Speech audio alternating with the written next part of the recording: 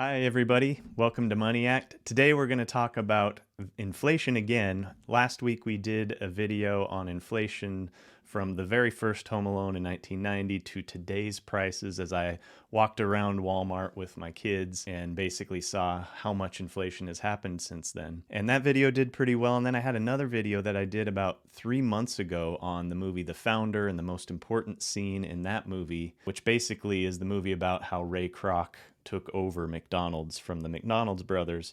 And there was a pivotal scene in that movie that he turned what was basically a burger business into the biggest real estate owner empire in the world. And so I thought I'd blend the two together. Here we are looking at this chart.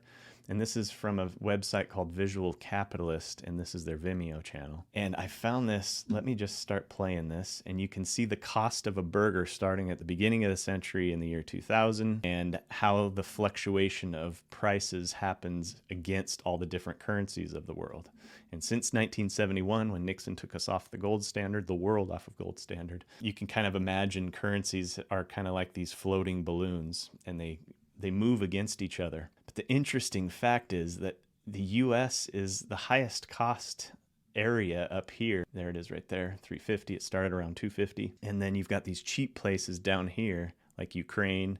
I mean, Sri Lanka, didn't they just go through some sort of hyperinflation? You've got Argentina that is definitely later, pretty soon, going through hyperinflation up here in the late 2000s. And you can kind of see it come up in this area. And Venezuela, hyperinflation already right here, and yet here it is, US is still more expensive to buy a Big Mac. So you have to ask yourself, why is this the case? Why is the US up here basically competing with some of these hyperinflated currencies? Because what you think is the US exports the dollar to the world as the reserve currency, and basically in exchange gets cheap goods. But this highlights not cheap goods coming from other countries, but goods that are manufactured here, because a burger has to be made here.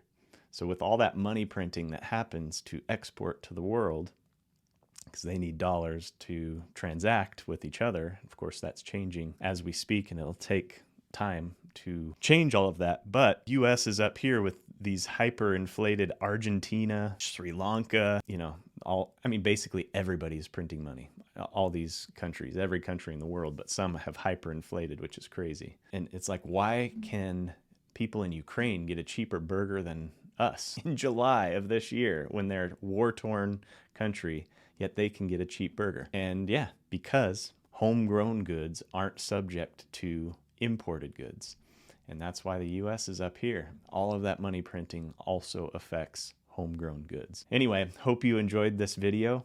If you like this content, definitely click like and subscribe. And additionally, I've got my website down here in the description, and I would love to have more of you on board. I got a lot of freebies on my website. So anyway, happy holidays. They're coming up, and take care.